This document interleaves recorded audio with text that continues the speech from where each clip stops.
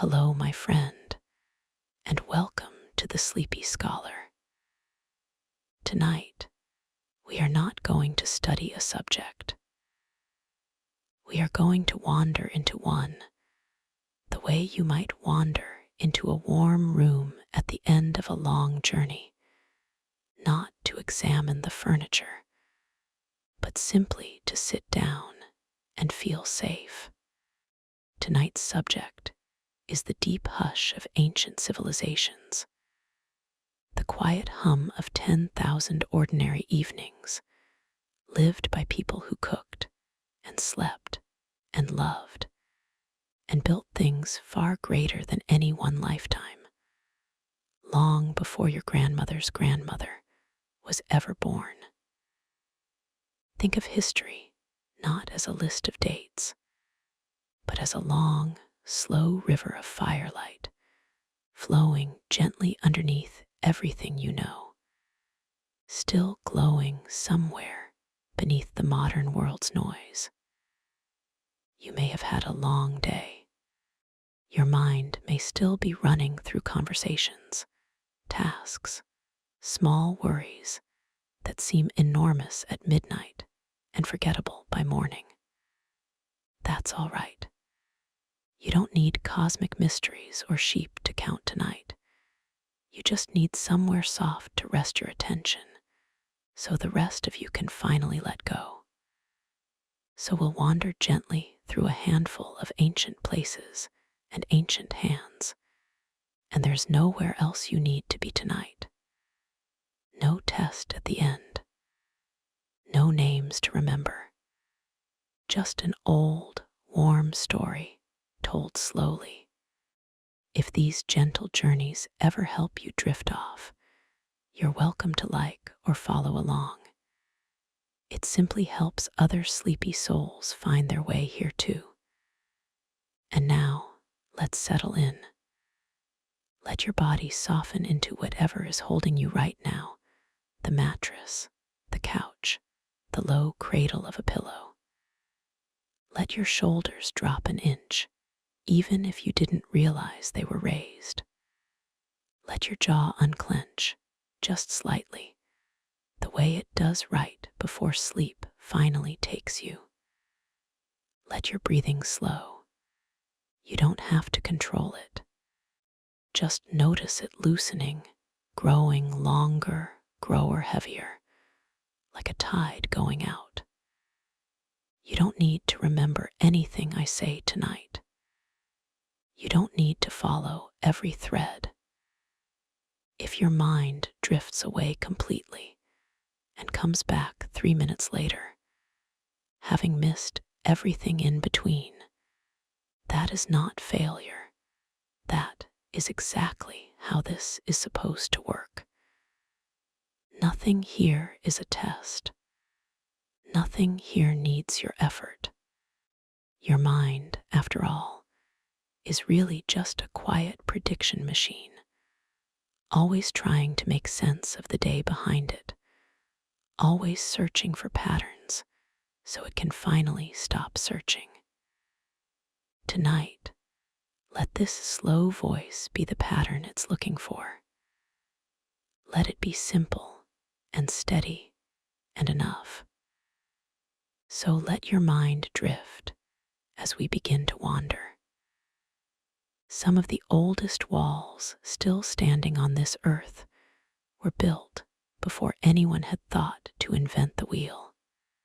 In the hills of what is now southeastern Turkey, there is a hill called Göbekli Tepe, which simply means Potbelly Hill in the local tongue. A soft, almost funny name for something almost impossibly old. Long before Stonehenge, long before the pyramids, long before writing itself, people gathered stone pillars taller than a person, carved gently with foxes and scorpions and long-necked birds, and arranged them into wide circles under the open sky. They did this roughly 11,500 years ago, back when much of the world was still hunting and gathering, still following herds across grassland, with no fixed home to return to. And yet here, on this one hill, people paused. They organized themselves. They carried stones that could weigh as much as a small car, without wheels, without metal tools, using only rope, timber, and each other's shoulders. Nobody knows for certain why. Perhaps for gathering, perhaps for grieving, perhaps simply because some ancient hand looked up at the stars and felt the same small ache of wonder you might feel right now, looking at a ceiling in the dark. Somewhere in you tonight is that same old instinct, the one that gathers stones or thoughts or blankets into a shape that feels like shelter. You come from a very long line of people who built comfort out of nothing, one carried thing at a time. But that is only one small hill on a very old map. Long before anyone wrote the word history, a group of people in southern Mesopotamia had already invented the very idea of writing itself. Around 5,000 years ago, in the marshy land between two rivers, the Tigris and the Euphrates, the Sumerians began pressing small wedge-shaped marks into wet clay with a cut reed. We call it cuneiform now, but to them, it was simply bookkeeping. Grain counts, beer rations, who owed what to whom. It began not as poetry, but as ledgers, humble, practical, almost boring lists that quietly changed the world forever. Imagine the softness of that moment. A person kneeling by a riverbank, smoothing a palm-sized tablet of wet clay, pressing a reed into it again and again, one small mark at a time, patient as rain. That single motion, mark, mark, mark, was the beginning of every letter you've ever read, every note you've ever left on a fridge, every message you've ever typed. It all traces back to clay and water and someone's careful, unhurried hands. Somewhere underneath every book you love, every text message, every bedtime story, is a Sumerian farmer's grain tally, patiently pressed into damp earth thousands of years ago. There is something else worth resting on for a moment. In that same region, the Sumerians also built enormous stepped towers called ziggurats, wide at the base, narrowing upward like a mountain built by human hands rather than by the slow patience of geology. The most famous at rose in tiers of sun-baked mud brick, faced with fired brick on the outside, layered like a cake made of earth and centuries. These were not simply religious buildings. They were meant to feel like mountains, because the flat river plain around them had no mountains of its own, and something in the human heart seems to crave a high place to look toward. So they built their own. Brick by heavy brick, generation by generation, they raised the horizon itself, just to have somewhere for the eye and maybe the soul to rest. Isn't that lovely in its own quiet way? That when the earth didn't offer them a mountain, they simply made one. you've likely done something similar in smaller ways, building a small pile of stability out of whatever was around you when the world didn't offer you shelter freely. Let's drift now toward warmer sand and older rivers. Ancient Egyptian farmers didn't fear the flooding of the Nile. They waited for it, the way you might wait for a familiar song.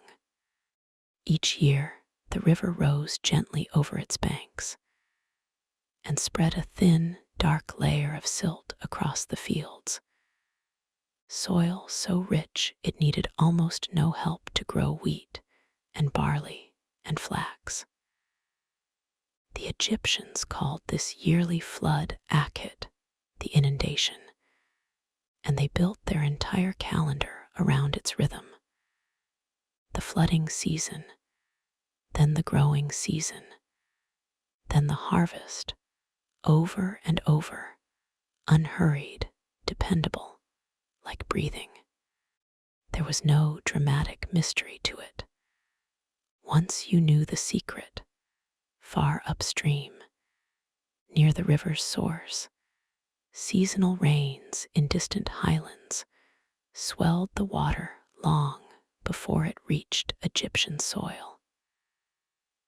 But to the people living along the Nile, it must have felt like something between a machine and a miracle, reliable enough to trust, mysterious enough to revere. Your own breath is a little like the Nile's flooding, arriving without needing your permission, in gentle, reliable waves, quietly feeding everything underneath it, whether you notice it or not. But that is only one small part of the story. Egyptian mummification was never about defying death. It was about preparing for a very long, very careful journey.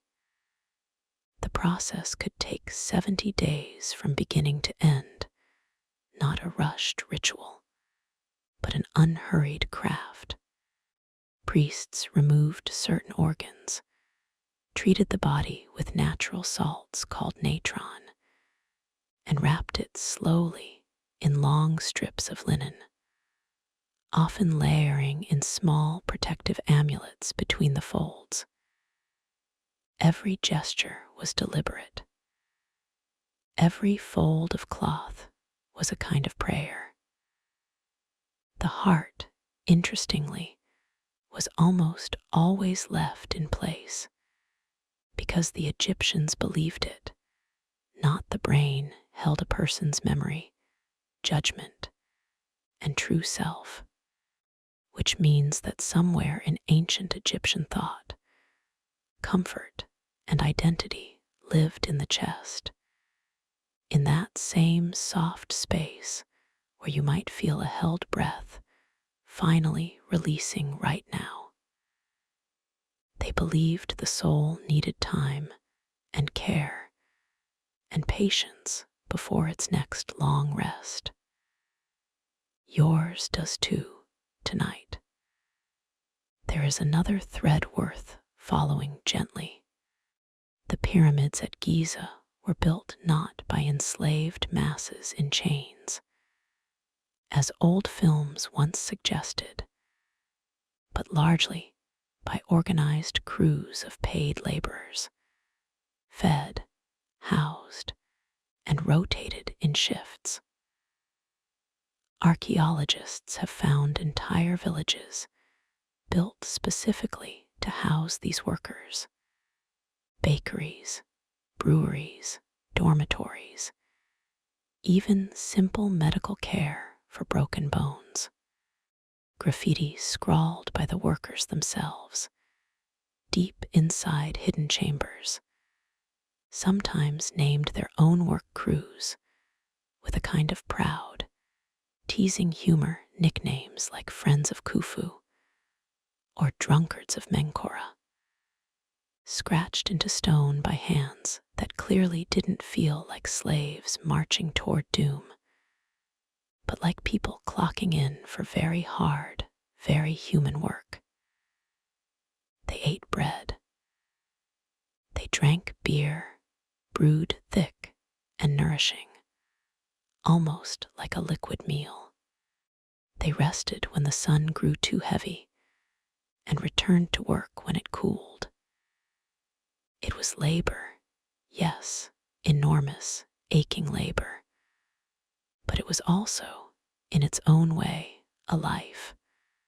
Ordinary meals, ordinary jokes, extraordinary stone.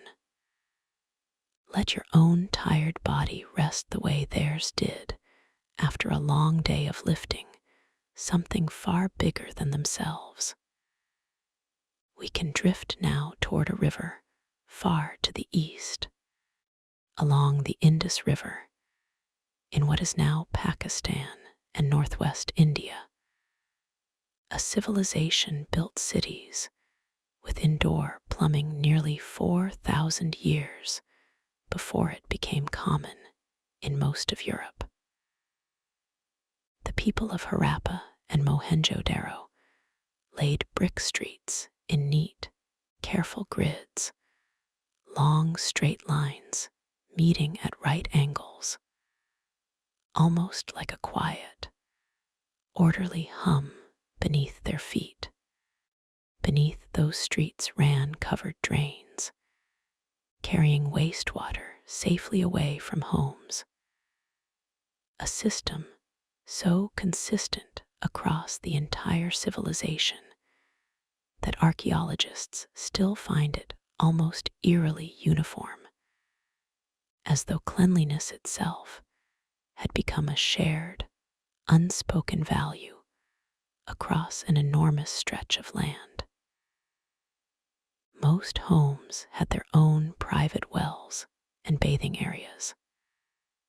Some had brick staircases leading to now vanished upper floors. It was a civilization that seemed to care, quietly and thoroughly, about the small daily comfort of clean water and a private place to wash the day away. Imagine that same old comfort now, warm water, rinsing away a long day, echoing forward from hands that laid bricks by a river thousands of years before your birth. But there is something else worth resting on. We still don't know how to read the Indus script. Thousands of small seals, carved from soft stone, show short sequences of symbols, animals, geometric shapes, tiny pictograms. But no one has yet cracked their meaning. It remains one of the great, gentle mysteries of the ancient world, an entire civilization that clearly wrote things down, whose voice is still sitting right there in front of us, waiting patiently to be understood. There is something soothing in that, oddly enough, the idea that some mysteries don't need solving to be beautiful. The seals simply exist, quiet and patient, the way an old memory can sit in the back of your mind without needing to be fully explained to still feel warm. Let it be enough tonight to simply imagine the shapes without needing their meaning. Let's wander further east to a river valley with its own long memory. Along the Yellow River in ancient China, farmers were cultivating millet and rice more than 8,000 years ago, in villages built from packed earth and thatched roofs, warmed by simple hearths dug into the floor. Over centuries, these small farming communities grew into larger settlements, and eventually into the earliest Chinese dynasties. The Shang dynasty, around 3,000 years ago, left behind something remarkable: bronze vessels of astonishing craftsmanship, used for offering food and wine to ancestors, decorated with swirling patterns of dragons and strange, dreamlike animal faces. They also left behind oracle bones, turtle shells, and ox bones, carefully heated until they cracked. The resulting fractures, read by priests as messages from ancestors and spirits. Questions were carved into the bone beforehand. Will the harvest be good? Will the king recover from illness? Will the rains come in time? Small human worries pressed into old bone, waiting for an answer from the quiet crack of heat against shell. You've likely asked the dark similar questions before sleep. Will tomorrow be all right? Will things work out? And found, eventually, that morning answered anyway, gently, without needing to be asked twice. There is another gentle thread here. Silk was, for a very long time, one of the most carefully guarded secrets in the ancient world. According to old Chinese tradition, silk was first noticed by a young empress sitting beneath a mulberry tree, watching a cocoon fall into her warm tea, only to see the fine threads begin to unspool in the water. Whether or not that gentle story is exactly true, silk production did begin in ancient China, and for centuries the method, feeding silkworms on mulberry leaves, carefully unwinding their cocoons into thread, was a closely held secret, punishable by death to smuggle abroad. And yet, of course, it did travel. Along dusty caravan routes stretching thousands of miles, silk moved slowly westward, trader by trader, city by city, eventually reaching Rome, where it was worth nearly its weight in gold. A whole network of roads, later called the Silk Road, grew simply to carry this one soft, shimmering thread across the width of a continent. Somewhere in your own home tonight, there may be a small thread of that same ancient softness, still connecting your evening to a cocoon, a mulberry tree, and a curious hand from thousands of years ago. Let's rest for a moment on something smaller and closer to the body. Ancient Chinese doctors were mapping the body's rhythms with acupuncture needles more than 2,000 years ago, long before anyone understood nerves or blood chemistry in the modern sense. They believed the body carried a subtle flow of energy called qi, moving along invisible pathways called meridians, and that gently placing thin needles at specific points could restore balance when that flow became blocked or strained. Whether framed as energy or nervous signaling, the underlying instinct feels strangely familiar even now. The idea that the body has its own quiet logic, and that stillness, patience, and careful attention can help it settle. There is something worth borrowing from that old idea tonight. Somewhere in your body right now, some small point of tension is simply waiting to be noticed and released without force, just gentle, patient attention, the way an old physician might rest 2 fingers lightly against a wrist and simply wait. Let your own tension unwind the same slow way. We can wander now to warmer seas and older ships, the ancient Phoenicians sailing from cities like Tyre and Sidon along the eastern Mediterranean coast were some of the earliest people to navigate confidently by the stars alone, far from sight of any shore.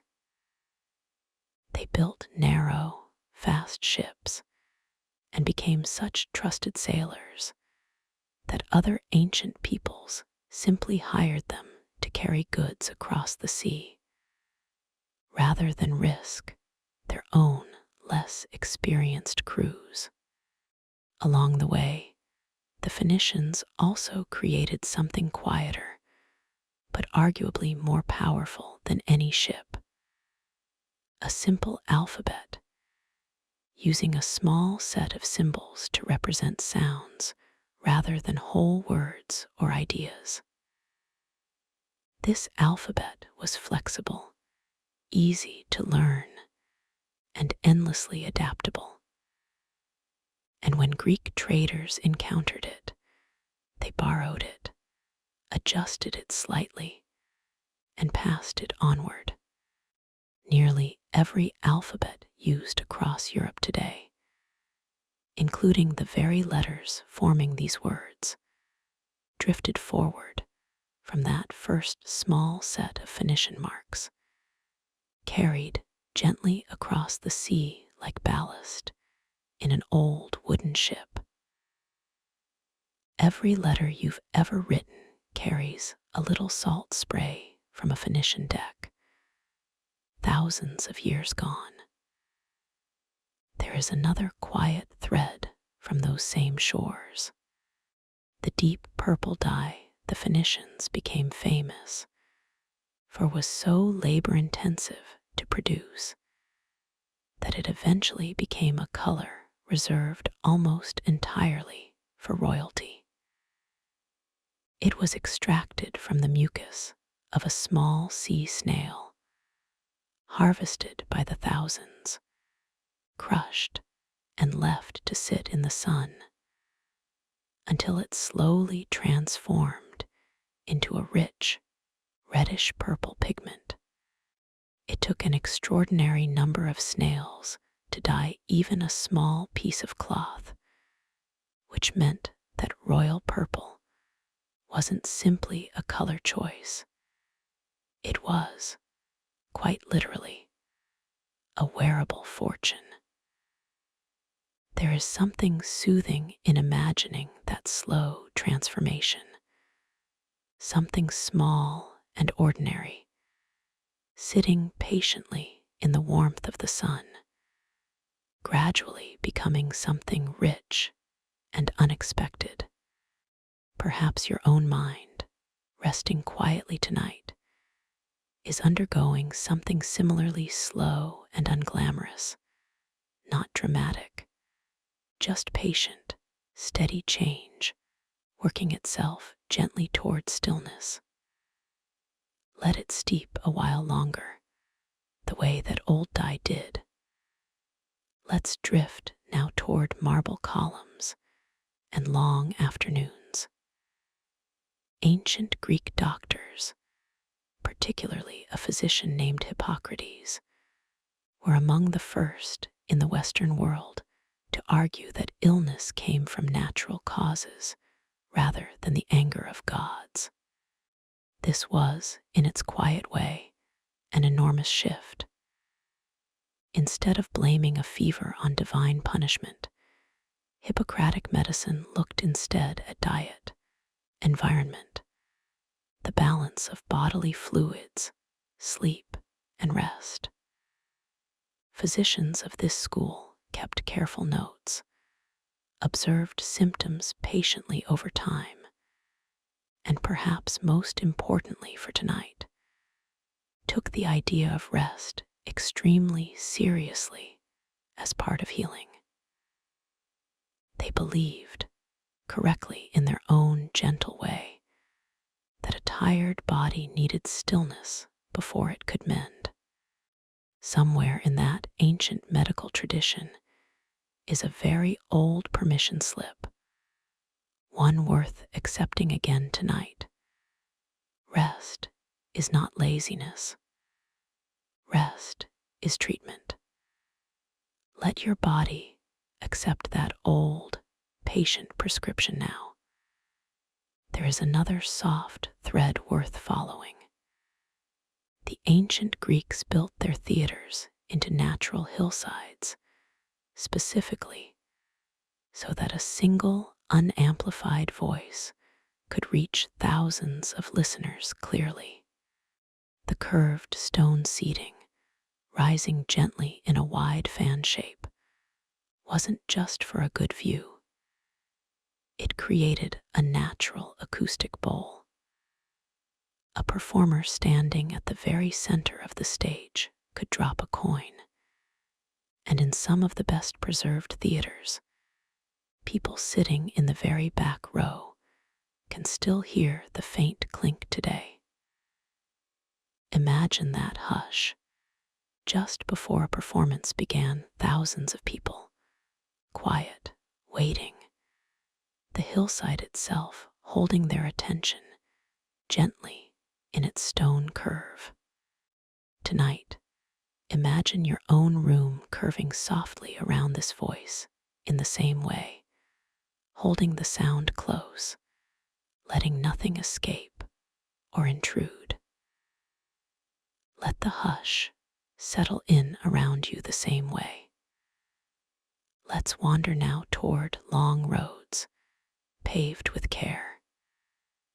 The ancient Romans built over 250,000 miles of roads across their empire, engineered with such precision that some of them are still walkable today. Nearly 2,000 years later, Roman road builders layered their construction carefully. A foundation of large stones, then smaller gravel, then sand, then a tightly fitted surface layer, often slightly curved so rainwater would drain to the sides rather than pooling in the middle. It was patient, layered work, done slowly, mile by careful mile, by engineers who assumed, correctly, that their roads would need to last for centuries. There is something comforting in that kind of patience, building something not for tomorrow, but for a future you will never personally witness. Somewhere in your own life, some quiet habit or kindness you've practiced may be doing something similar, laying down, layer by layer, a road that someone else will walk long after you've stopped thinking about it. Let that thought settle gently, unhurried, the way old Roman gravel settles beneath stone. There is another thread worth resting on here. Roman concrete in certain coastal structures has actually grown stronger over the past 2,000 years rather than weaker. Modern scientists studying ancient Roman harbor structures discovered that seawater seeping slowly into the concrete over centuries triggered the gentle growth of new mineral crystals inside it, actually reinforcing the material rather than eroding it. It was, in a sense, concrete that healed itself over time, strengthened by the very water that should have worn it down. There's a quiet, hopeful lesson resting inside that ancient chemistry. Sometimes the things that seem like they should slowly wear you down are instead, given enough patient time, quietly making you sturdier. Let that same slow strengthening happen in you tonight, unnoticed, unhurried, cell by cell, breath by breath. Let's ease into something warmer and steamier. Roman bathhouses were rarely just about getting clean. They were, in many ways, the ancient world's version of a slow evening spent entirely on rest. Visitor might move gradually through a series of rooms, a warm room to ease into heat, a hot room to sweat deeply, then a cool plunge to close the pores and steady the breath. Along the way, there was time for conversation, for gentle exercise, for reading, for simply lying still on warmed stone while an attendant scraped away oil and dust with a curved bronze tool called a strigil.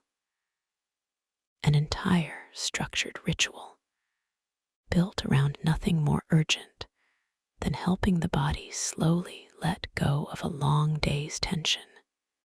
It required no achievement, no productivity, simply movement from warmth to warmth at an unhurried pace until the body finally softened all the way through.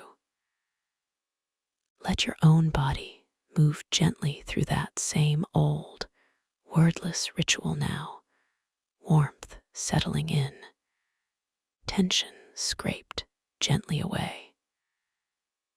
There is one more thread from Roman evenings worth following. An ancient device called the Antikythera mechanism, recovered from a shipwreck off a small Greek island, turned out to be a mechanical calculator, so precise it could predict the positions of the sun, moon, and planets' years in advance. Built more than 2,000 years ago from dozens of tiny, precisely cut bronze gears, it sat quietly at the bottom of the sea for nearly 2,000 years before divers found it in 1900, corroded almost beyond recognition. It took modern scanning technology, more than a century later, to finally reveal the astonishing complexity hidden inside. Proof that someone, long ago, had quietly built something far more advanced than history had ever given them credit for. There is something soothing in imagining that small bronze machine, ticking gently through cycles of moon and season, resting patiently in the dark and cold for 2,000 years, in no hurry at all to be discovered. Let your own mind rest with that same unhurried patience tonight. We can drift now toward high stone cities in thin mountain air. The Inca built Machu Picchu without using a single piece of mortar, fitting massive stone blocks together so precisely that not even a knife blade can slide between them. Each stone was shaped individually, its edges carved to interlock perfectly with its neighbors, a process that likely took enormous patience and skill, testing and adjusting each block by hand until it settled into place like a puzzle piece, finding its only true position. This precise fitting also happened to make the structures remarkably resistant to earthquakes. The stones could shift slightly and resettle rather than crack apart. There is something gentle in that engineering wisdom, rigidity breaks, but a little give, a little flexibility allows something to bend without shattering when the ground beneath it trembles. Let your own body borrow that same wisdom tonight, soft enough to bend, steady enough to hold. There is more resting quietly in those mountains. The Inca had no widespread system of writing, yet they governed an empire stretching thousands of miles using knotted cords called quipu. These cords, dyed in different colors and tied with knots at different positions and types, could record numbers, inventories, census information, and possibly even narrative records, all through touch and pattern rather than written script. Officials called quipucamiocs were trained for years to read and create these knotted records, running their fingers gently along each cord the way you might read Braille in the dark. There is something tender in imagining information carried not through ink, but through knots, through the careful, patient work of tying and untying, remembering with your hands as much as your mind. Let your own hands rest loosely tonight, their small work finally done for the day. Let's wander toward flat desert plains, drawn upon by patient hands. In the dry coastal plain of southern Peru, the Nazca people carved enormous line drawings into the earth, some of them hundreds of feet long, depicting hummingbirds, monkeys, spiders, and long, sweeping geometric shapes. They created these by simply removing the top layer of reddish-brown pebbles, revealing the pale, lighter soil underneath. A technique so simple it seems almost impossible that it produced work of such scale and precision, some of it clearly visible only from the air, thousands of years before anyone could fly above it to see the full shape. Nobody knows exactly why they were made. Perhaps ceremonial pathways, perhaps offerings to water gods in a famously dry land, perhaps simply a very old, very patient form of art meant to be walked rather than viewed. Imagine that kind of faith, creating something beautiful you yourself might never fully see, trusting that its shape would still matter. Let yourself trust something similar tonight, that rest, even unseen and unmeasured, still quietly matters. We can drift toward the deep green heart of Central America.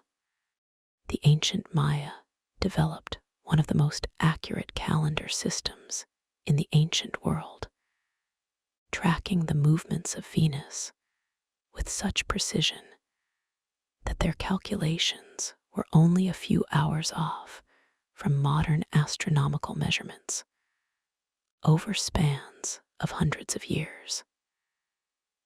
They did this using naked eye observation alone, patient astronomers recording the sky night after night, generation after generation, slowly refining their understanding through nothing more than careful attention and long memory. Their cities were often oriented specifically to align with these astronomical events, so that on certain sacred days, Sunlight would fall through particular doorways or windows at precisely calculated angles. There is something moving in that kind of patience, watching the same sky night after night for centuries, simply to understand it a little better. Let your own eyes close now with that same patient trust that the sky and the world will still be there tomorrow, unhurried, unchanged, waiting gently for you to notice it again. There is one more soft thread from the Maya world. The Maya also developed one of the earliest forms of chocolate, brewing cacao into a bitter, frothy drink, often flavored with chili and spices, used in ceremonies, and shared between important guests. Far from the sweet candy we know today, this ancient chocolate drink was thick, spiced, sometimes slightly fermented, and deeply valued. Cacao beans were even used as a form of currency in some periods. Pouring the drink from one vessel to another repeatedly created its signature foam, a texture considered essential to a properly prepared cup. There is something warm in imagining that ancient ritual, the careful pouring, the rising foam, the quiet ceremony of offering someone a warm drink as a sign of welcome. If you have something warm resting nearby tonight, let it hold that same old, simple comfort. Let's rest a while longer among warm stones and old temples. Ancient Nubia, in what is now Sudan, built more pyramids than Egypt ever did, over 250 of them, smaller and steeper than their northern neighbors, but numerous enough to rival any pyramid field in the world. The Nubian kingdom of Kush developed its own writing system, its own gods, and even ruled Egypt itself for nearly a century as its 25th dynasty, before eventually retreating south and continuing to flourish independently for centuries afterward. Their pyramids, clustered in the desert near ancient Meroe, still stand today, steep and narrow against the pale sky, quieter and far less visited than their famous northern cousins, but no less patient in their long watch over the sand. There is something gentle in the idea of a whole kingdom, glowing steadily for centuries, largely unnoticed by the wider world's attention, simply because it never needed that attention to be real. Let your own quiet evening be just as real, even if nobody else is watching it happen. There is another thread from that same warm region. Far to the east, the ancient kingdom of Aksum, in what is now Ethiopia, grew wealthy enough from trade to mint its own gold coins and built towering stone monuments called stelae, some reaching over 100 feet into the sky, carved from single pieces of solid granite. Aksum sat at a crossroads between Africa, Arabia, and the wider Mediterranean world, trading ivory, gold, and incense, and its rulers were counted among the great powers of their era by their contemporaries far away. One of its stelae, later taken to Europe, and eventually returned centuries afterward, still bears intricate carved detail resembling doors and windows, as though it were built to represent a tower reaching quietly toward the sky. There is something steady in imagining that tall stone tower, standing patiently through centuries of change, simply continuing to exist long after the busy trade routes around it fell quiet. Let something in you stand that same steady way tonight, unhurried, unbothered by the noise that once surrounded it. Let's drift now toward the scent of frankincense, carried on warm desert wind. In ancient southern Arabia, the kingdom of Saba grew wealthy almost entirely from the incense trade, harvesting fragrant resin from scrubby desert trees and shipping it across enormous distances to be burned in temples throughout the ancient world. Frankincense and myrrh, both harvested by carefully scoring the bark of certain trees and collecting the resin that slowly wept out and hardened in the sun, were worth extraordinary amounts of money, carried for months across deserts by camel caravan to reach distant markets. An entire network of oasis towns grew up simply to support this slow, fragrant trade, offering rest, water, and safety to caravans making their long, patient crossing. There's something soothing in imagining that scent drifting quietly across centuries, resin weeping slowly from bark, hardening in warm sun, carried gently across sand for months, just to be burned once in some distant temple. Let your own tension slowly weep away in the same unhurried way tonight, hardening into something small and calm you can simply set aside. Let's rest now among quiet rice terraces and carved temples further east. The Khmer Empire, centered on the vast temple complex of Angkor in what is now Cambodia, built one of the largest religious monuments ever constructed, Angkor Wat. Using sandstone blocks transported from quarries many miles away, largely floated down rivers and canals on rafts. The empire also engineered an enormous network of reservoirs and canals, called barrays, to manage water for rice farming across an area far larger than the city walls themselves, allowing a huge population to be fed reliably through both wet and dry seasons. Angkor, at its height, may have been the largest urban settlement on Earth for a period of its history.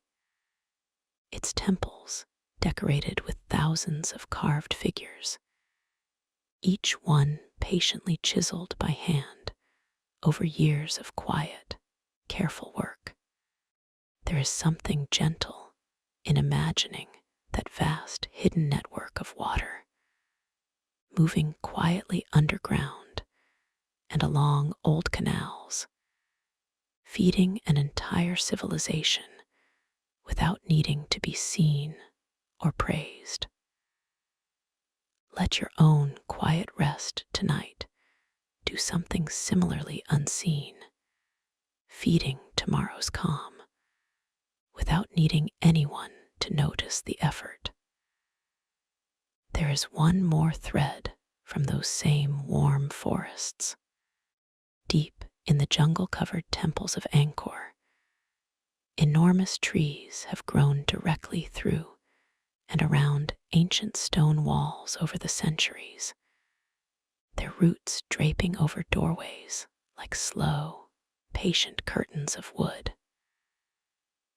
Rather than destroying the ruins outright, in some places, the trees and stones have settled into an odd, peaceful coexistence. Root and rock grown, so intertwined that removing one might now collapse the other. Conservationists studying these sites have often chosen simply to let certain trees remain, recognizing that after enough centuries, the tree has become part of the temple's story rather than a threat to it. There is something tender in that.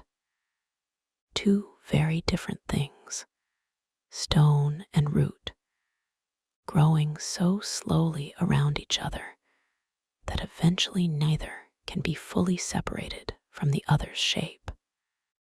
Let whatever is heavy in your own mind tonight settle just as gently around whatever is soft and living nearby, until neither needs to be pulled apart.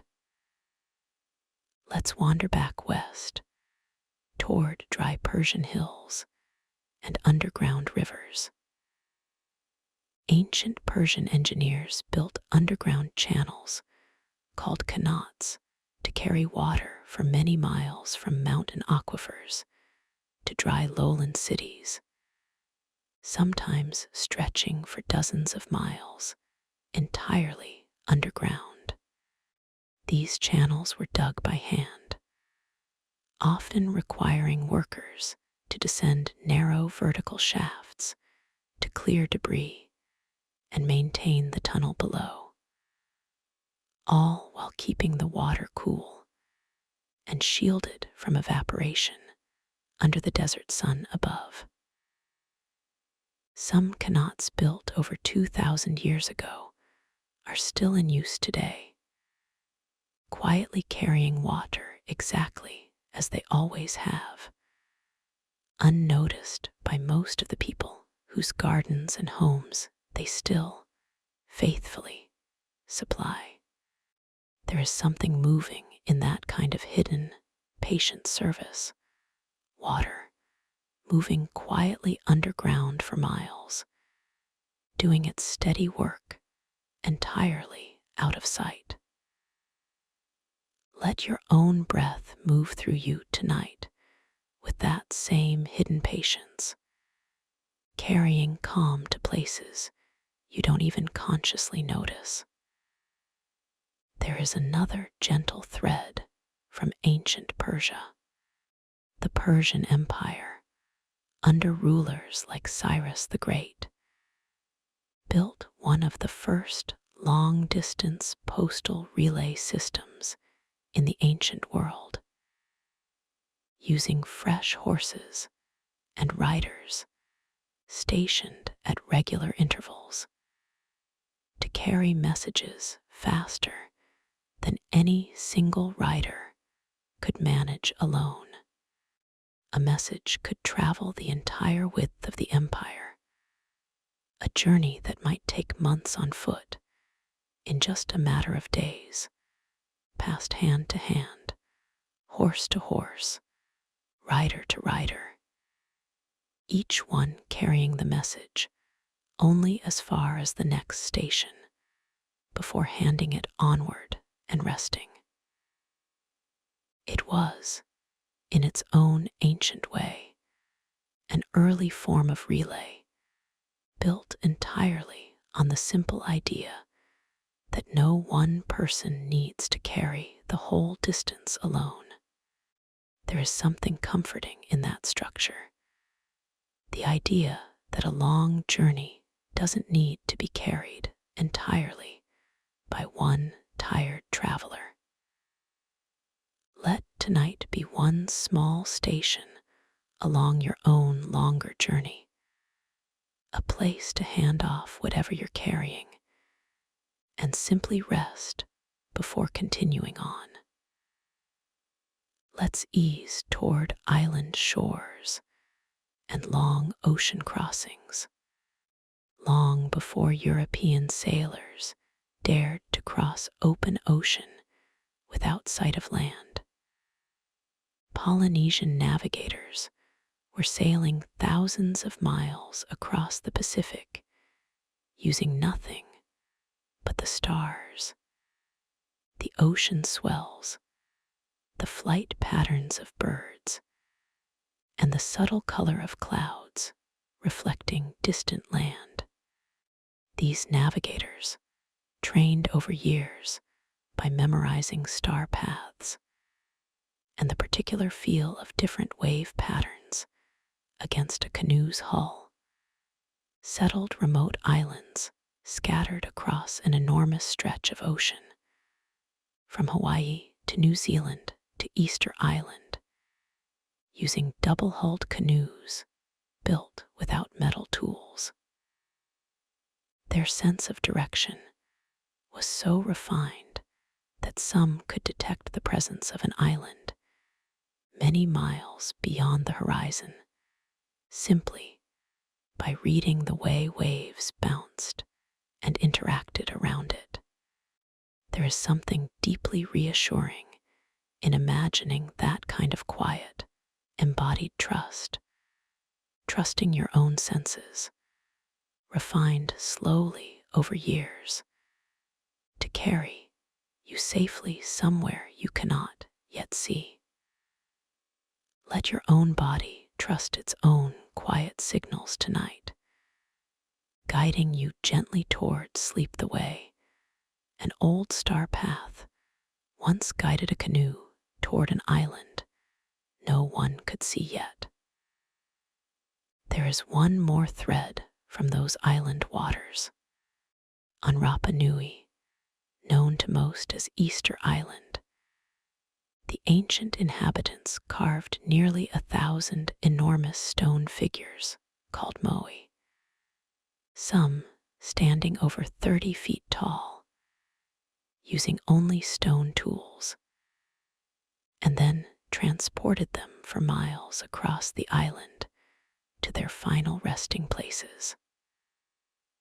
For a long time, no one was certain exactly how such massive stone figures were moved without wheels or draft animals.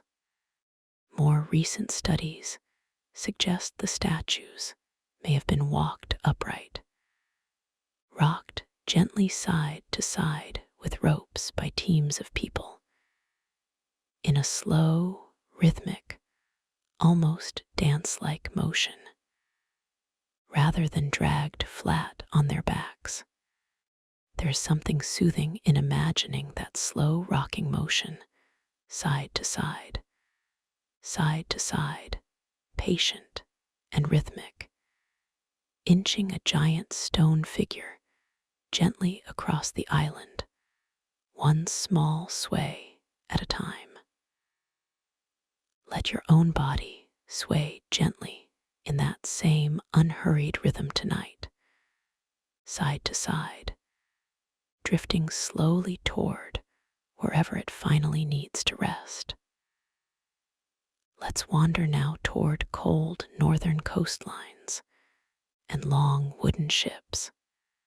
The Norse, often remembered mainly as raiders, were also remarkably skilled shipbuilders, farmers, traders, and long-distance explorers, reaching as far as North America roughly 5 centuries before Columbus ever set sail.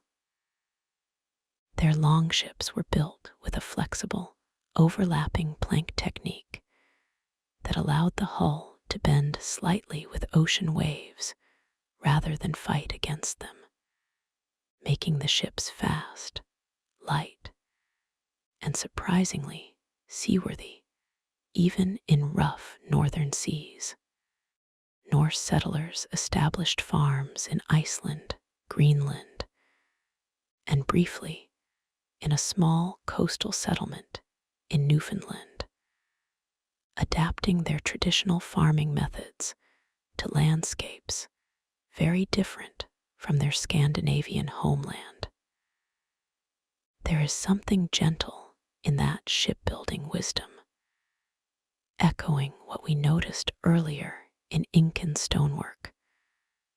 Flexibility, not rigidity, is often what allows something to survive rough passage.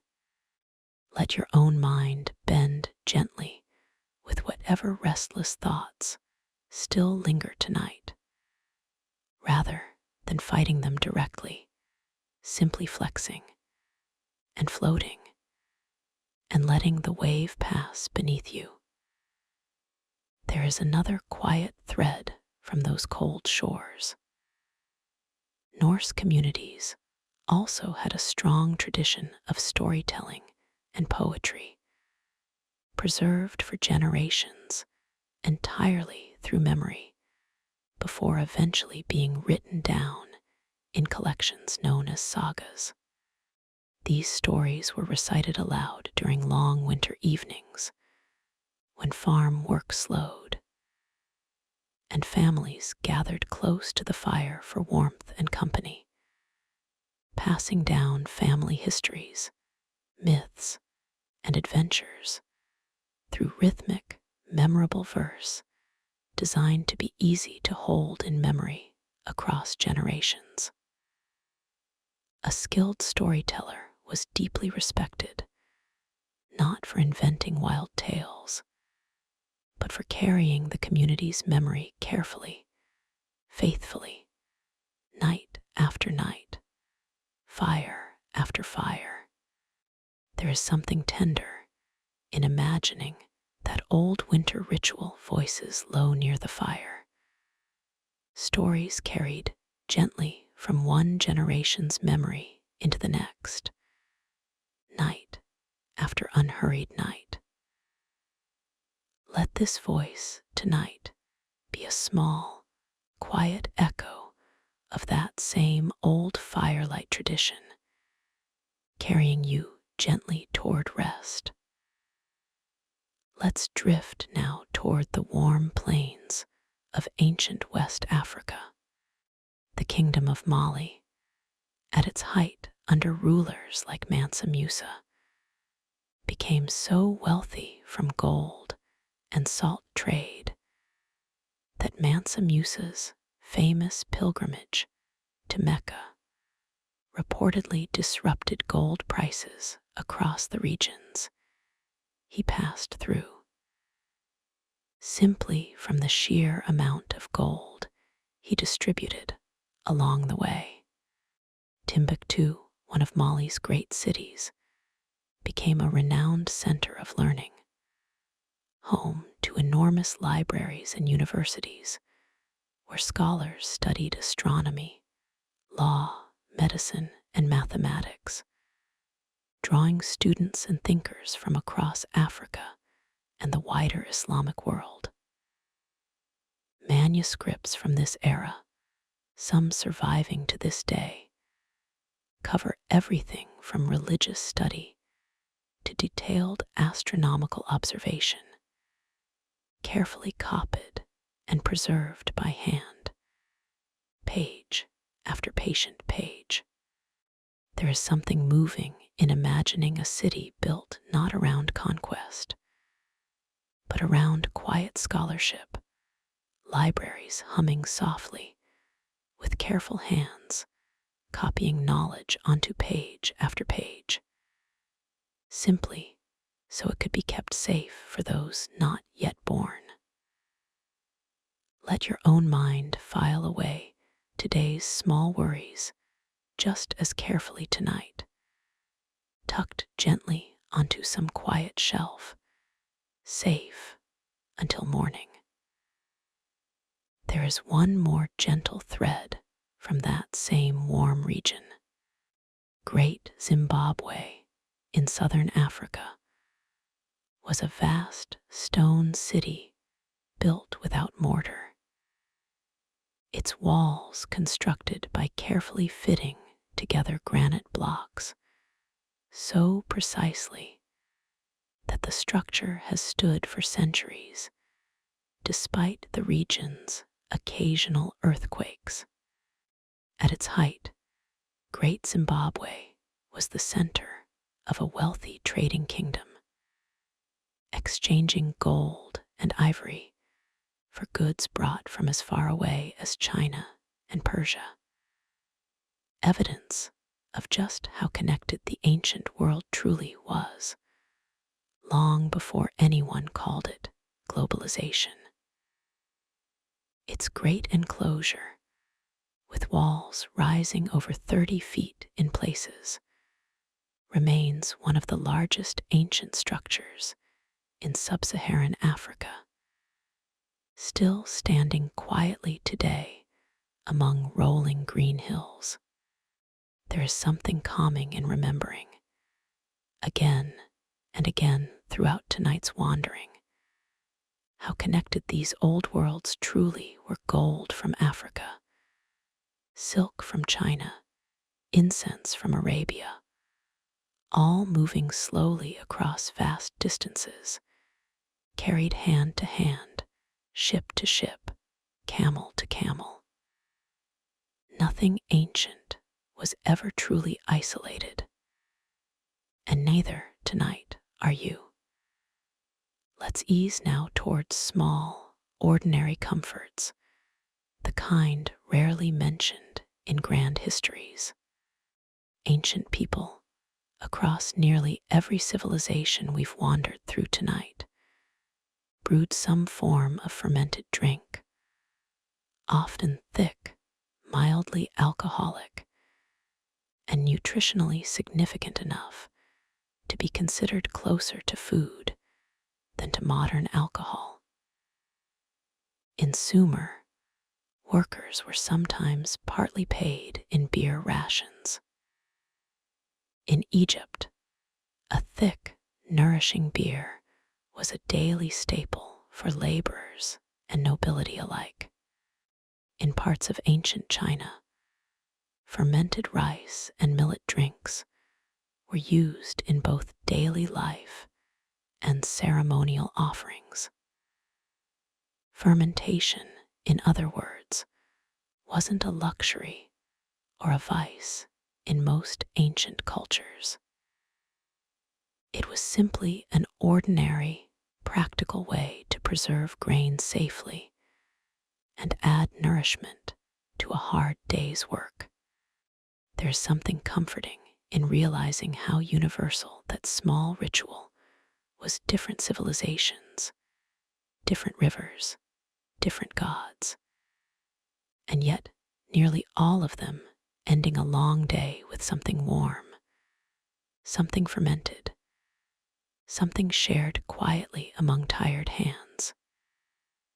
If you have something warm resting near you tonight, let it hold that same old, simple comfort, echoed across nearly every ancient hearth that ever existed.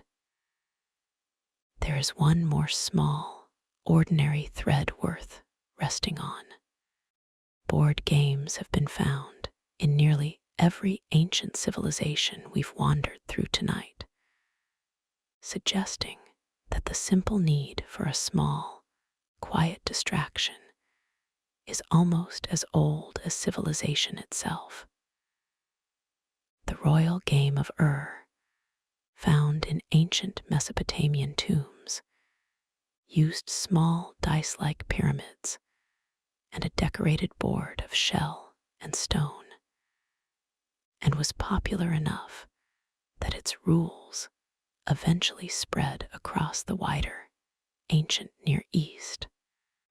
Ancient Egyptians played a game called Senet, moving pieces along a grid of 30 squares in a game so beloved that pharaohs were sometimes buried with their favorite board, so they could keep playing quietly in whatever came next.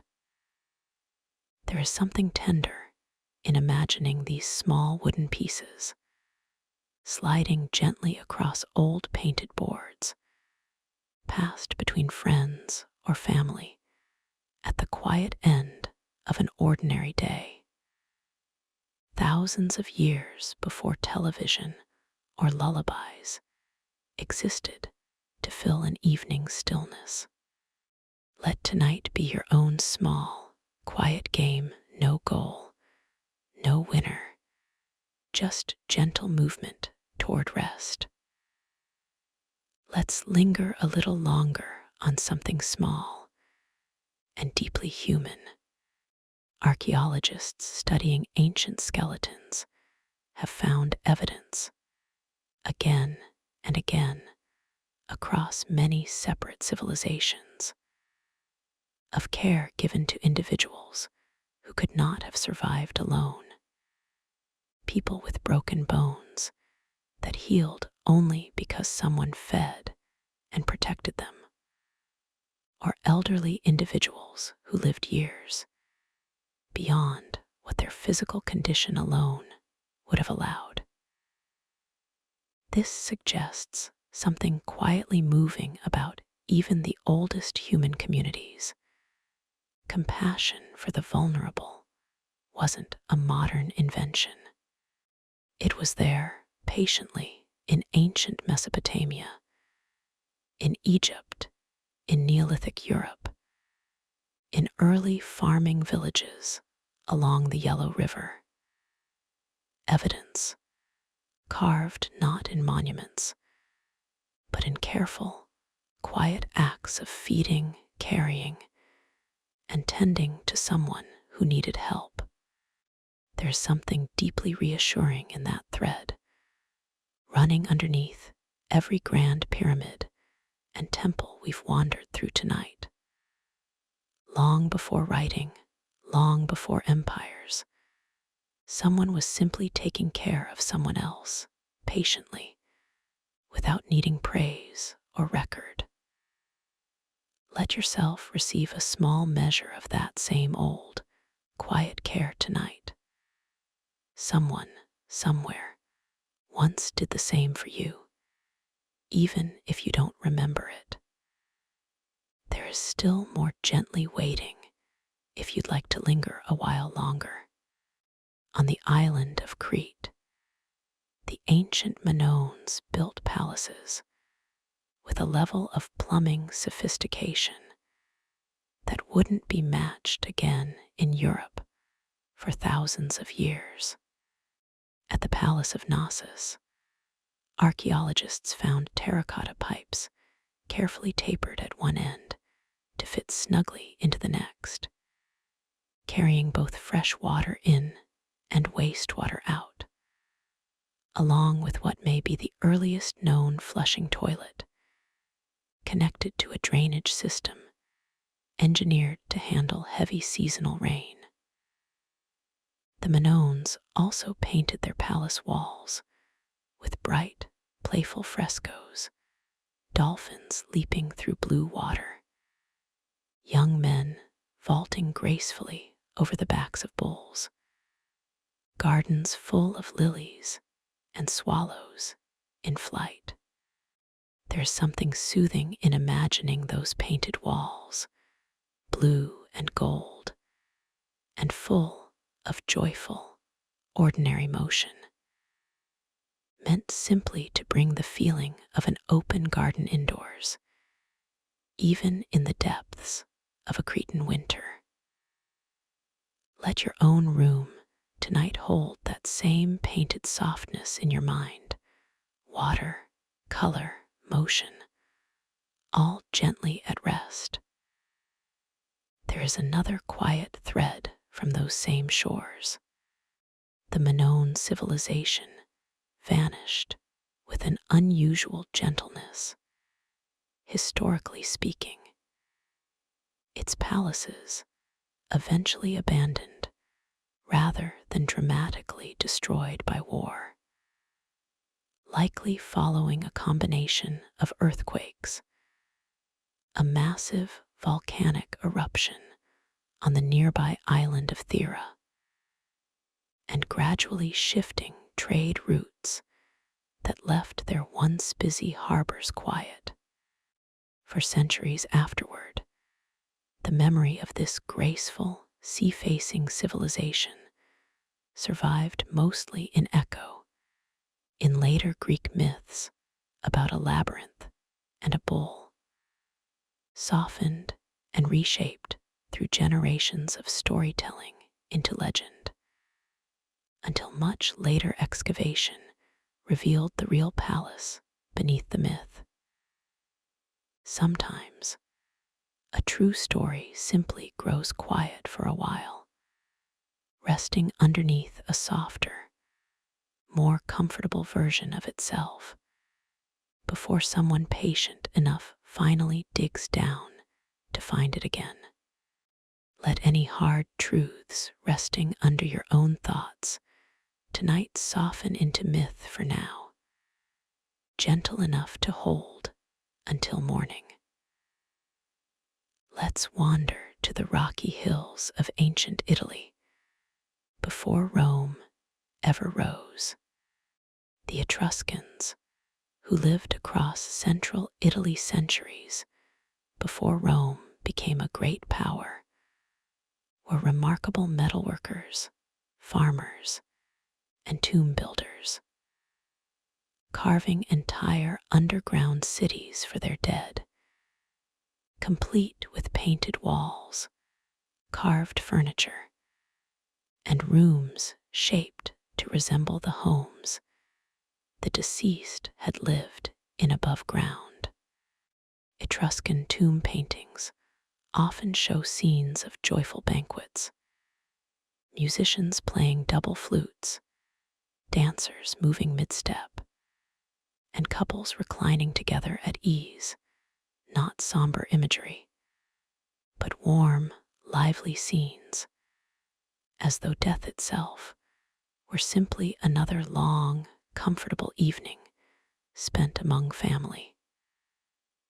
Much of what later became Roman, their arches, their aqueducts, their gladiatorial games, even elements of their alphabet, was quietly inherited from these earlier Etruscan neighbors. There is something tender in imagining an afterlife imagined not as punishment or trial, but as an unhurried banquet with people you love, painted gently onto stone to last forever. Let your own evening tonight hold a little of that same soft, banquet-like ease. There is one more gentle thread from ancient Italy's coast. Far to the south, the city of Carthage, founded by Phoenician settlers on the coast of North Africa, grew into one of the ancient world's great trading powers. Its harbor engineered with a circular inner basin, specifically designed to shelter and repair warships away from public view. Carthaginian sailors were renowned navigators, trading as far as the tin mines of distant Britain, and some ancient accounts even describe a Carthaginian expedition that sailed around the entire coast of Africa centuries before European sailors would attempt the same journey. Though later wars with Rome eventually destroyed the city, its harbor design and seafaring knowledge quietly influenced Mediterranean shipbuilding for centuries afterward. There is something calming in remembering that even a city later erased from a rival's histories left behind quiet threads that outlived the fire. A curved harbor shape, a sailing route, a whisper of knowledge passed forward anyway. Whatever feels erased or unfinished in your own day-to-day, some small, useful thread of it likely continues on regardless. Let's drift now toward the warm valleys of ancient India. Across ancient India, communities built elaborate stepwells, deep, carefully carved structures descending in tiers of stone steps toward a water source far below ground, some reaching 8 or 9 stories deep, cool and shaded even during the hottest months of the year. These stepwells served practical purposes, storing water through dry seasons, but they were also gathering places. Their carved stone walls, often decorated with intricate sculpture, their lower levels offering a naturally cool refuge from the heat above. Women in particular often gathered at stepwells to draw water, rest, and talk, making these deep stone structures quiet, communal spaces as much as practical infrastructure. There's something soothing in imagining that slow descent, step after step, growing cooler and quieter with each level down, moving gradually away from the noise and heat of the surface world above. Let your own mind descend just as gradually tonight, step by step, into someplace cool and still and quiet. There is another gentle thread from that same warm land. The ancient Indian Emperor Ashoka, after a long and famously brutal military campaign, turned toward a philosophy of nonviolence and set up stone pillars and rock inscriptions across his empire, carved with messages about compassion, tolerance, and care for animals and travelers alike. Some of these pillars, topped with beautifully carved lions, still stand today, over 2,000 years later, quietly repeating their old message to whoever happens to pause and read them. Ashoka's edicts described building rest houses along roads, planting shade trees, and digging wells specifically for the comfort of travelers passing through his lands.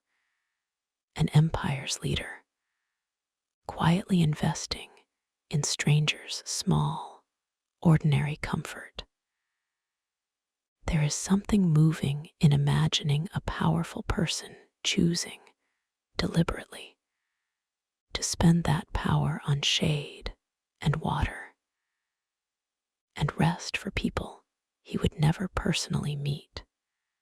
Let yourself receive a small measure of that same old kindness tonight. Someone, long ago, built comfort into the world, specifically so a tired stranger might one day rest more easily. Let's ease now toward the floating gardens of an ancient lake city. The Aztec capital of Tenochtitlan was built on an island in the middle of a lake, connected to the mainland by long causeways and fed by an extraordinary system of floating gardens called chinempas. These chinempas were built by layering mud and decomposing vegetation onto rafts anchored in the shallow lake bed, eventually rooting into place and forming rich, incredibly fertile little islands of farmland, crisscrossed by narrow canals that farmers navigated by canoe to tend their crops. The system was so productive that Tenochtitlan, a city built on what was essentially a swamp, was able to feed a population of hundreds of thousands, rivaling the largest cities in Europe at the time. There is something gentle in imagining those narrow green canals at dawn, mist still resting low over the water, a farmer paddling quietly between floating rows of maize and beans and flowers, the whole city humming softly awake around them. Let your own morning tomorrow rise just as gently, unhurried, floating quietly into place. There is one more thread from that same Lake City.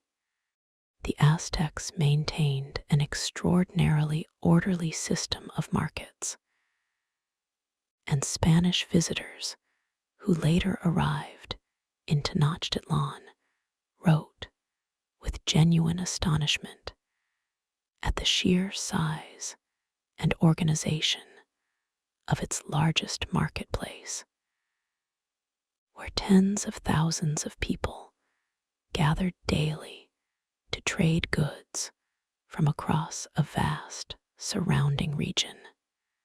Vendors were organized by category, with entire sections devoted to textiles, pottery, medicinal herbs, feathers, gold work, and food, and officials patrolled quietly to ensure fair measurements and honest trade. It was, by every account, a place of remarkable order and calm. Thousands of quiet transactions happening side by side, each one small and ordinary and entirely unremarkable to the people involved. There is something soothing in that kind of vast, quiet order, thousands of small tasks, each one simple, together forming something enormous without any single part of it feeling overwhelming. Let your own scattered thoughts settle into that same kind of quiet order tonight, each one small, each one manageable, none of them needing to be handled all at once. Let's drift now toward the misty islands of ancient Japan. Long before rice farming reached Japan, the Jaman people, one of the oldest known pottery-making cultures on Earth, were shaping clay into intricately decorated vessels more than 10,000 years ago, pressing cord and rope patterns into the wet surface before firing. The Jaman lived largely by fishing, hunting, and gathering, in a landscape rich enough in natural food that they were able to settle into semi-permanent villages long before agriculture became necessary elsewhere. Their pottery, some of the oldest in the world, often took elaborate, almost sculptural forms, decorated not out of necessity, but seemingly for the simple, quiet pleasure of making something beautiful. There is something tender in imagining that ancient impulse, pressing a length of twisted cord into soft clay, again and again, purely because the pattern felt pleasing under careful fingers. Let your own evening hold a little of that same quiet, unnecessary beauty, nothing required, simply something gentle, made slowly, for its own sake. There is one more gentle thread from that same misty coastline. Ancient Japanese communities built raised storehouses on stilts to keep grain safe from moisture, flooding, and small animals. A practical design so effective it continued in various forms for thousands of years across the region. These raised structures reached by a simple ladder that could be removed at night, kept precious harvested rice dry through humid seasons and heavy rains, protecting a community's food supply through the quiet, unglamorous engineering of simply lifting things a little further off the ground. It is a small, humble kind of protection, not a fortress, not a monument, just a little extra height, a little extra distance from what might otherwise cause harm. There is something comforting in that kind of modest safety, not grand, not dramatic, simply lifted a little further from whatever might disturb it. Let your own rest tonight be lifted just the same small distance from anything that might otherwise disturb it. Let's rest for a while longer among ancient healers and old remedies across many ancient civilizations, from Egypt to China to the Americas. Healers independently discovered that certain molds and plants could fight infection, long before anyone understood what bacteria even were. Ancient Egyptian medical texts describe applying moldy bread to wounds. Traditional Chinese medicine used certain fermented soybean preparations for similar purposes. In the Americas, various cultures used specific tree barks and plant extracts that modern science later confirmed contained genuinely effective antimicrobial compounds. None of these healers understood the underlying microbiology, and yet, through patient generations of careful observation, noticing which remedies actually helped and which didn't, they arrived at real, working solutions. There is something reassuring in that pattern, repeated across cultures who never met each other. Careful, patient attention, applied gently over generations, tends to eventually find what actually helps.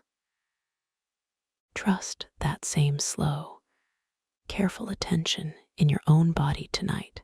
It, too, has generations of quiet wisdom built into it, even without needing to understand exactly how.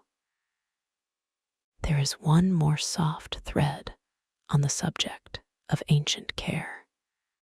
Archaeologists have found ancient surgical evidence of a practice called trepanation, carefully removing a small section of skull bone, performed across many separate ancient cultures, from Peru to Europe to parts of Africa, often with patients surviving the procedure, based on evidence of healed bone found around the surgical site.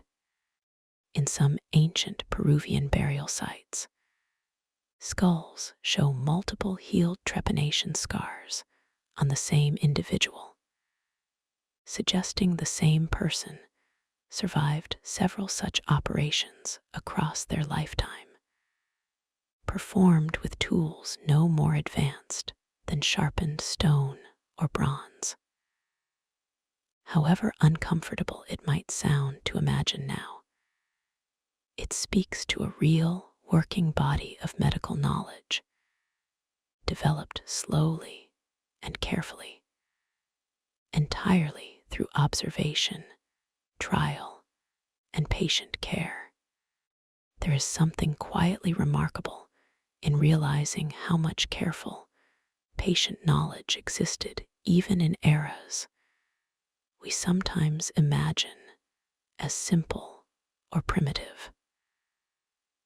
Let that same quiet respect extend gently to your own body tonight. It, too, is the product of countless generations of careful, patient survival. There is a little more, softer now, if you'd like to stay a while longer. In the ancient city of Alexandria, on the Egyptian coast, scholars built a library so vast for its time that it reportedly aimed to collect a copy of every book that existed anywhere in the known world. Ships arriving in Alexandria's harbor were said to be searched not just for cargo, but for scrolls, which were sometimes borrowed, copied by hand, and returned so the library's own collection could quietly grow. Scholars there studied mathematics, medicine, astronomy, and geography, measuring the size of the earth with surprising accuracy, using little more than shadows, sticks, and careful patience. There is something calming in imagining that quiet, endless copying scroll after scroll, hand after hand, knowledge slowly gathered simply because someone believed it was worth keeping safe. Let your own mind gather tonight's thoughts just as gently, copying nothing down, simply letting them pass quietly through. There is one small, humble thread worth pausing on. Papyrus, the writing material that gave its name to our modern word paper, was made by slicing the pith of a tall river reed into thin strips, laying them in overlapping layers, and pressing them until they fused into a single smooth sheet. The reed grew abundantly along the Nile, and its preparation became a quiet, practiced craft, passed down through generations of hands who knew exactly how thin to slice, how long to soak, how firmly to press. Sheets could be joined end to end into long scrolls, some stretching many feet, holding entire stories, records, or prayers in one continuous, unrolling breath. There is something soothing in imagining that pressing motion layer over layer, gently flattened into one smooth, readable surface. Let your own scattered thoughts press gently together the same way tonight, flattening softly into something calm enough to rest on. Just a little further, if you're still drifting with me. The Romans built aqueducts stretching for many miles, often mostly underground, using nothing but a very slight, carefully measured downward slope to keep water flowing steadily by gravity alone, all the way into distant cities. Engineers calculated these slopes with remarkable precision, using simple sighting tools, ensuring the water dropped just enough to keep moving, never so much that it would rush and erode the channel. Where valleys interrupted the path, they raised graceful stone arches high enough to carry the water level onward, some of which, like the Pont du Gard in southern France, still stand quietly today. There is something reassuring in that idea, water needing only the gentlest, most patient slope to travel great distances, never rushing, never forced, simply following the smallest possible tilt toward where it's needed. Let your own tired mind find that same gentle slope tonight, tilting softly, unhurried, toward sleep. A little softer now, in the rose-colored cliffs of what is now Jordan, the Nabatean people carved an entire city called Petra directly into sandstone and engineered a hidden network of channels and cisterns to capture rare desert rainfall. Their canals ran discreetly along canyon walls, carrying water from distant springs into the heart of the city, allowing a thriving desert settlement to flourish along ancient incense and spice routes. The famous facade carved into the rock, glowing rose and gold at sunrise, was only ever the entrance. The true city spread quietly behind it, carved room after room into the soft stone. There is something gentle in imagining rare rain, caught carefully, carried slowly through hidden channels, never wasted, always welcomed. Let whatever rest reaches you tonight be caught just as carefully, however rare it feels, and carried gently all the way through until morning.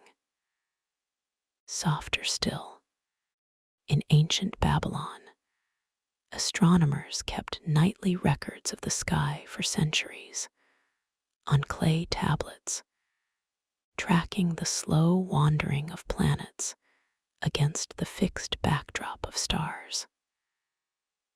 Their patient records, kept generation after generation, eventually allowed them to predict eclipses and planetary movements with real accuracy, long before anyone understood why the sky moved the way it did. They simply watched and wrote and watched again, trusting that enough patient nights would eventually reveal the pattern. There is something quiet in that trust. Let your own night be just one more patient entry in a long, unhurried record, watched gently, without needing to understand everything just yet. Just a little more. Far across the ocean, the Olmec people of ancient Mexico carved enormous stone heads, some weighing many tons, from volcanic rock hauled many miles without wheels or metal tools. No one is entirely certain who the faces represent. Only that great care was taken over months to shape each one gently from raw, heavy stone. They rest now, quiet and worn, in the same soft green land where they were carved. Let something heavy in you settle just as slowly tonight, gentle and unhurried, worn soft at the edges. One last small thread, very quiet now.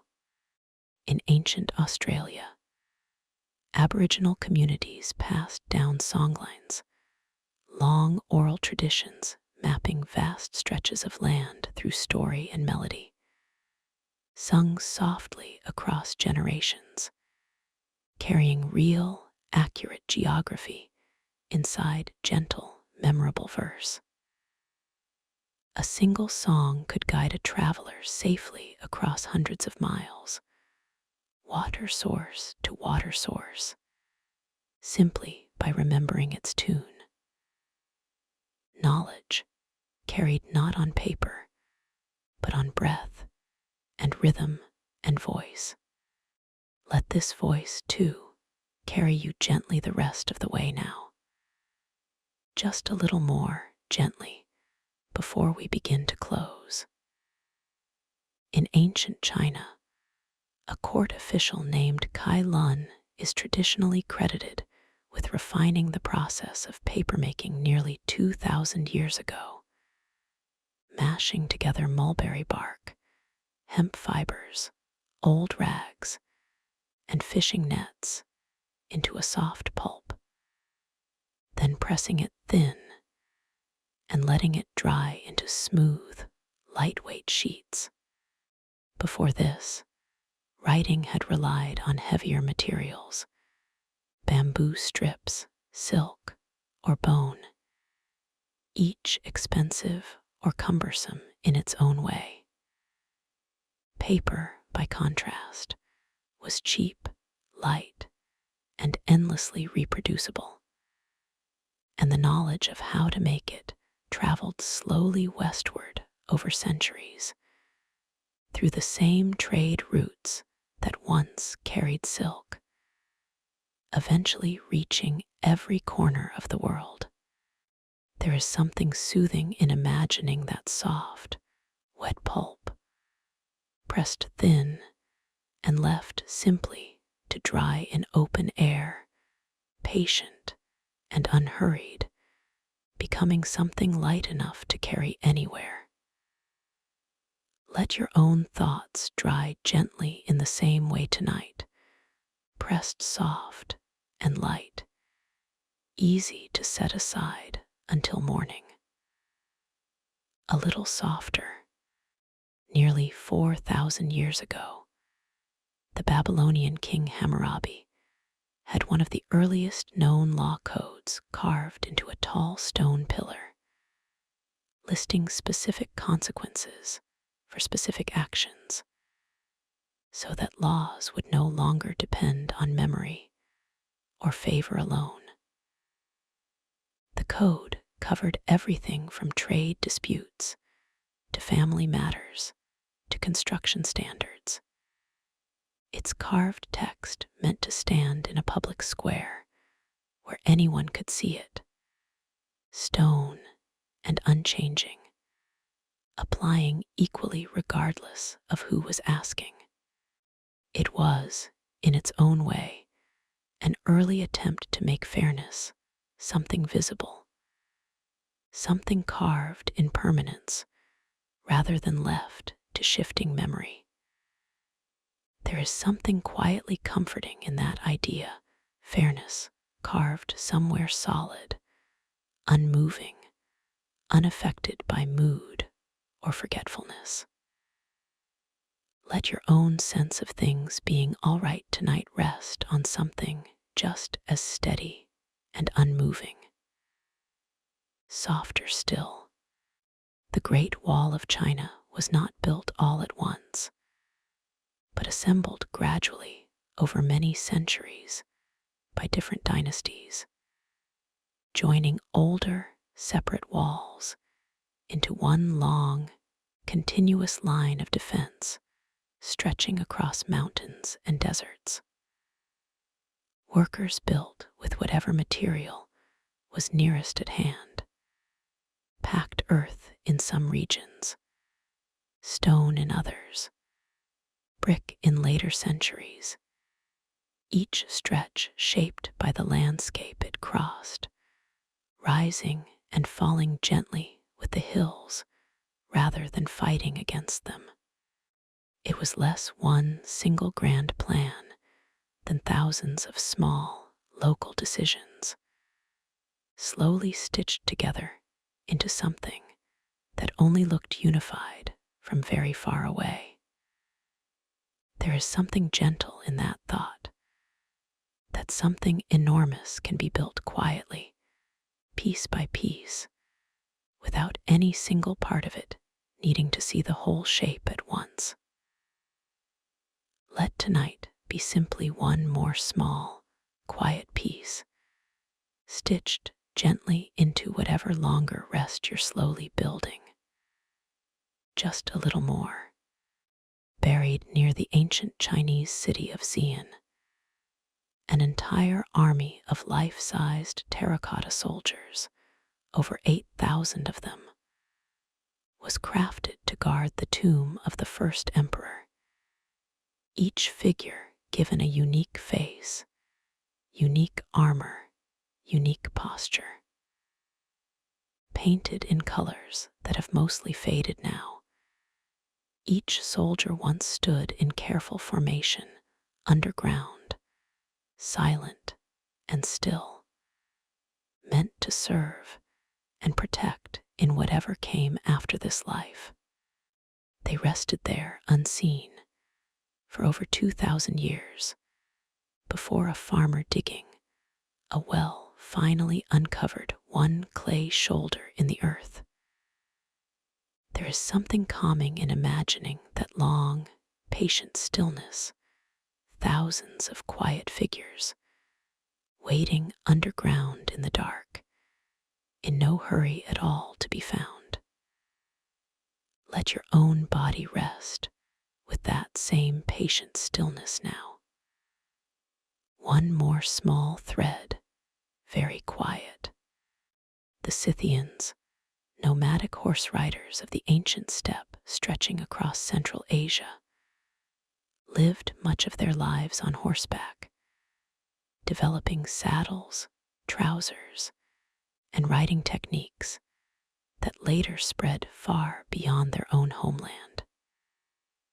They left behind elaborately decorated burial mounds called kurgans, filled with gold ornaments shaped like animals in mid-motion, leaping deer, coiled cats, running horses, capturing movement in metal, frozen gently in permanent, glinting stillness. Let your own restless thoughts settle the same way tonight, motion, caught gently, and finally allowed to rest still. And one last small thread, softest of all. Across the wide Sahara, ancient caravans carried salt from desert mines southward for many weeks, trading it for gold, exchanging one precious, patient cargo for another, city to city, oasis to oasis. Salt, so easily overlooked now, was once worth its careful, dusty journey across the harshest stretch of desert on earth, carried slowly, patiently, by people who understood that some of the most valuable things move only very slowly. Let whatever calm is arriving in you now move at that same unhurried, valuable pace. Just a little more, very gently, before we truly begin to close. Ancient Egyptians wore dark kohl eyeliner, not only for beauty, but because the mineral inside it likely offered some protection against the region's harsh sun glare and certain eye infections common along the river. They kept this makeup in small, carefully carved jars, ground fresh with tiny stone pestles, applied slowly with thin sticks of wood or bone. A quiet, unhurried little ritual repeated every morning by rich and modest households alike, long before anyone called it skincare. Let your own evening close with that same small, unhurried gentleness, nothing urgent, just a familiar little ritual, repeated softly because it always has been. Softer now. In ancient Mesopotamia, young boys training to become scribes attended schools called edubas, copying the same clay tablets over and over until their handwriting was steady and their memory of hundreds of signs was sure. Some surviving practice tablets still show a teacher's neat model text on one side and a student's clumsier, more careful attempt on the other. The same patient lesson repeated tablet after tablet until it finally became easy. Let whatever you're still practicing in your own mind tonight soften the same way. A little clumsy still, but growing steadier with each unhurried repetition. A little more. Centuries later, in ancient India, the university at Nalanda drew thousands of students from across Asia to study medicine, logic, astronomy, and philosophy. Housed in dormitories built around quiet courtyards and shaded walking paths, its library reportedly held so many manuscripts that visiting scholars described it as one of the great treasures of the ancient world. A whole community built simply around the slow, patient exchange of careful thought. Let your own mind rest in that same quiet courtyard tonight, unhurried, surrounded gently by everything it has learned today, needing to study none of it further. Just a little softer. Ancient Chinese inventors discovered that a certain magnetized mineral, when allowed to float freely or spin on a pivot, would always settle to point in the same steady direction. And from this simple observation, the earliest compasses were born, at first used mostly for careful geomancy and the placement of buildings. This quiet, steady pointing eventually guided sailors safely across open water, one small, patient needle settling toward north again and again, however roughly the ship beneath it swayed. Let your own thoughts settle toward calm with that same quiet steadiness now, however roughly today swayed you. One very last thread.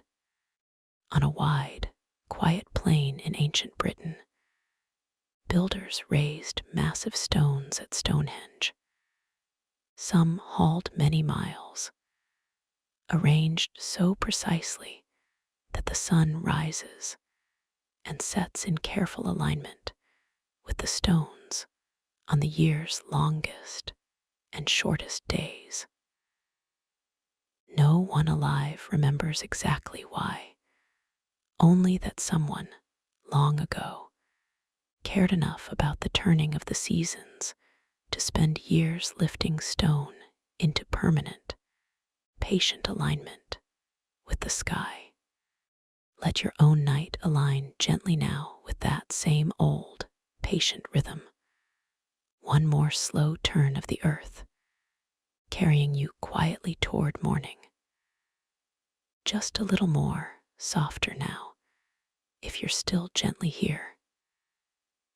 Ancient Persian rulers built enclosed royal gardens called paradisa, filled with shade trees, running water channels, and quiet walkways, designed purely as places of rest and pleasure rather than farming. The word itself later drifted into other languages, eventually becoming our word paradise. A garden once simply meant for walking slowly through on a warm afternoon, water trickling nearby, shade falling softly across the path. Let your own rest tonight be exactly that kind of paradise. Nothing grand, just shade and quiet water, and nowhere else you need to walk. A little softer. Roman glassmakers discovered how to blow molten glass into thin, hollow shapes using a long, hollow tube, transforming what had once been a rare, hand-carved luxury into something common enough for ordinary households to own. A skilled glassblower could shape a delicate cup or bottle in a matter of moments, breath and heat and turning wrist working together. The glowing material cooling slowly into something clear enough to see straight through. Let your own tension cool just as slowly now, softening from something hot and shapeless into something clear and calm and settled. Just a little more. Every 4 years in ancient Greece, a sacred truce called the Echecharia was declared across all the feuding city-states, pausing wars and conflicts so that athletes and spectators could travel safely to and from the Olympic Games. For that short, agreed stretch of time, old rivalries were simply set aside, armies stood down, and roads that might otherwise have been dangerous became safe enough for ordinary travelers to walk without fear. Let your own mind declare that same small, temporary truce tonight. Whatever it has been quietly fighting with today, simply set aside, just for now, just long enough to rest. One final small thread before we close. The ancient Egyptians raised tall, single-stone obelisks, carved from solid granite and capped in gold or electrum, so their tips would catch the very first and very last light of the sun each day. Quarried in one piece, moved on wooden sledges over wetted sand, and finally raised upright using ramps and ropes, and the steady effort of many patient hands. Each obelisk stood simply to greet the sun, morning after morning, for centuries. Let your own morning tomorrow be greeted just as gently, first light catching softly on whatever quiet thing you happen to notice first. Just 2 more small threads, very soft now, before we truly let go. In ancient Sumer, one of the oldest known written stories, the Epic of Gilgamesh, tells of a king who searches desperately for a way to escape death, traveling to the ends of the known world, only to eventually accept that mortality is simply part of being alive. Near the story's quiet end, Gilgamesh is gently reminded to instead value ordinary things: good food, clean clothes, warm bathing water, the simple comfort of family nearby, as the truest, most lasting treasure available to any person. Let that same old, patient wisdom settle over you now. No need to solve anything enormous tonight, only to notice the ordinary warmth already close at hand. And one very last thread, softest of all. Long before any of the empires we've wandered through tonight rose or fell, early farming communities across the ancient Fertile Crescent were already saving a small portion of each harvest's best seeds, generation after generation, patiently shaping wild grasses into the dependable wheat and barley that would one day feed entire civilizations. No single farmer ever saw the full transformation. Each one simply saved a little, planted a little, and trusted that the next season and the next would continue the same slow, careful work without them. Let your own tired mind release its hold gently now, the same way, trusting, without needing proof, that the next quiet season of rest is already patiently on its way. That is only one small part of the story, and it may be enough for tonight to rest there for a while. You don't need to hold onto any of this now. Every stone, every river, every quiet hand we wandered past tonight can simply soften into impression, drifting loosely at the edge of your mind, with no need to be remembered clearly by morning. Let your body settle a little further into wherever it is resting. Let your breathing slow again, longer, heavier, unhurried. Let the day, whatever it held, finally loosen its grip on your shoulders, your jaw, your chest. Above you, right now, the same old universe is turning quietly, steadily, exactly as it has for billions of years, and exactly as it will continue to long after tonight, long after tomorrow, patient and unbothered by anything small enough to worry about at this hour. The rivers that once fed Sumer and Egypt are still moving somewhere in the dark. The same slow tides that once carried Phoenician ships are still rising and falling along quiet, unseen shores. None of it needs you awake to keep going. It never did. Your body already knows how to rest. Sleep well, and good night.